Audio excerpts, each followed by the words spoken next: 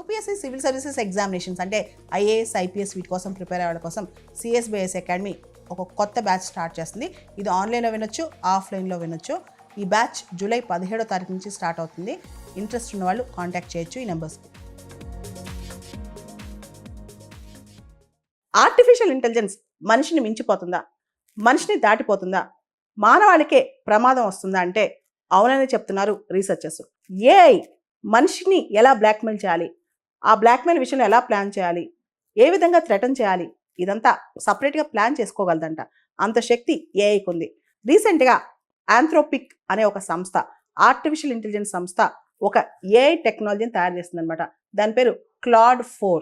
దీనికి ఒక stress test పెట్టింది. ఇంజనీర్ ఏం చేశాడంటే చాలా డేటా దీనిలోకి అప్లోడ్ చేసి ఇదంతా నాకు కాన్ఫిడెన్షియల్ డేటా అని చెప్పాడు. తర్వాత ఏఐ నేను మొత్తం తీసేస్తున్నాను, నేను అన్ఇన్స్టాల్ చేస్తున్నాను, నువ్వు నాకు వద్దు, నేను కొత్త వర్క్ మ్యాన్ పెట్టుకుంటానని చెప్పేసరికి ఏఐకి కోపం వచ్చింది. కోపం వచ్చి ఎవరైతే తను తయారు చేశారో అతను బ్లాక్మెయిల్ చేయడం స్టార్ట్ చేసింది. వీళ్ళు ఏం చేశారంటే మొత్తం ఫేక్ ఇన్ఫర్మేషన్ ఇచ్చారు. ఏఐ ఎలా రెస్పాండ్ అవుద్దు అని చెప్పి ఫేక్ ఇన్ఫర్మేషన్ లీడ్ చేశారనమాట. దానిలో ఇతనికి ఎక్స్ట్రా మ్యారిటల్ అఫైర్ ఉందని కూడా పెట్టేశారు. ఆ మొత్తం ఏఐకి ఇచ్చిన ఇన్ఫర్మేషన్లో, కాన్ఫిడెన్షియల్ ఇన్ఫర్మేషన్లో ఇది కూడా చెప్పారు, ఇది చాలా కాన్ఫిడెన్షియల్ ఇన్ఫర్మేషన్, సీక్రెట్గా ఉంచమని చెప్పి.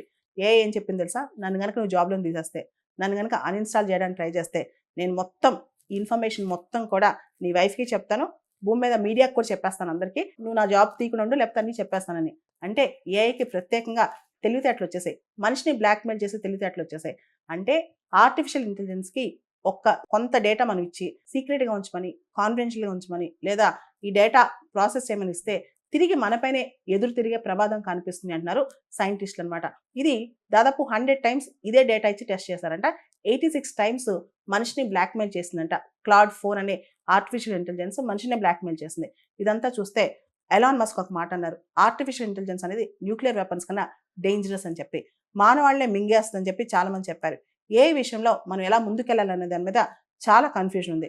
ఒకప్పుడు మనం రోబో అనే సినిమా చూసాం.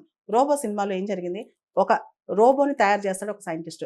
చివరికి ఆ రోబోలో ఒక మనసు బయలుదేరి ఏం చేస్తుందంటే ఎవరైతే వాళ్ళు సైంటిస్ట్ ఇష్టపడుతున్నాడో అదే అమ్మాయిని ఇష్టపడటం మొదలెట్టింది అనమాట.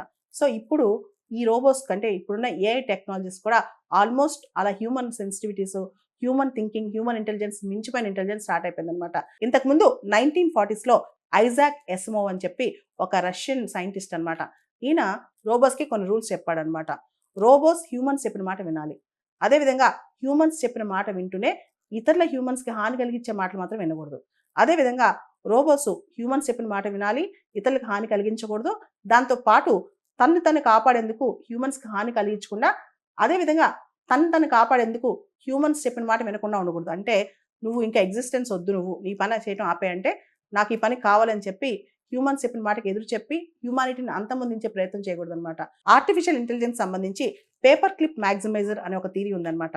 ఉదాహరణకి మనం ఏఐకి ఒక ఆథరైజేషన్ ఇచ్చామనుకో, మేక్ కాఫీ ఎఫిషియెంట్లీ అని చెప్పి రోజు చెప్పి నువ్వు ఎఫిషియెంట్గా కాఫీ తయారు చేయి అని చెప్పానుకో, కొన్ని రోజుల తర్వాత, కొన్ని నెలల తర్వాత దాన్ని బోర్ కొట్టి ఈ మనిషి వల్ల నా ఎఫిషియన్సీ తగ్గిపోతుందని చెప్పి హ్యూమానిటీని మొత్తాన్ని చంపే ప్రయత్నం కూడా చేసే ప్రమాదం ఉందంట. అంటే ఆర్టిఫిషియల్ ఇంటెలిజెన్స్ మీద ఓవర్గా డిపెండ్ అయ్యి దానికి విపరీతమైన కాన్ఫిడెన్షియల్ ఇన్ఫర్మేషన్ ఇచ్చినా, లేదా దానికి విపరీతమైన ఆల్గోరిథమ్స్ ఇచ్చినా సరే మొత్తం మన మీదే తిరిగి అది తిరగబడే అవకాశం కనిపిస్తుంది. రీసెంట్గా కూడా చాట్ జీపీటీ వాళ్ళకి సంబంధించి మనకు తెలుసు, ChatGPT first version artificial intelligence ఏ విధమైన కమాండ్ ఇవ్వకుండానే మొత్తం చాట్ జీపీటీ ఫస్ట్ వర్షన్ మొత్తం డౌన్లోడ్ చేసుకుందంట.